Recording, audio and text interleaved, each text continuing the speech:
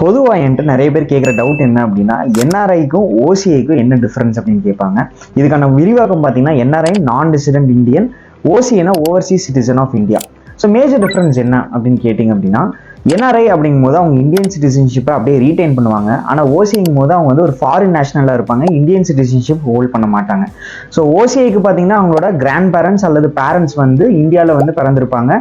அதன் காரணமாக அவங்க ஃபாரினில் போய் செட்டில் ஆகும்போது அவங்களோட குழந்தைங்க பெறக்கூடிய ஸ்டேட்டஸ் தான் பார்த்தீங்கன்னா ஓசிஐ.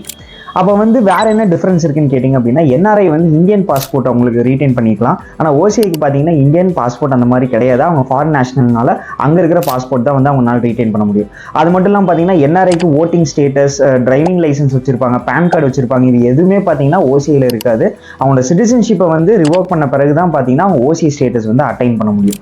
ஸோ இதுதான் பார்த்தீங்கன்னா என்ஆர்ஐ அண்ட் ஓசிஐக்கான மேஜர் டிஃப்ரென்சஸ். ஸோ இது போல ரெகுலர் அப்டேட்ஸ்க்கு stay subscribe with tax with Surya.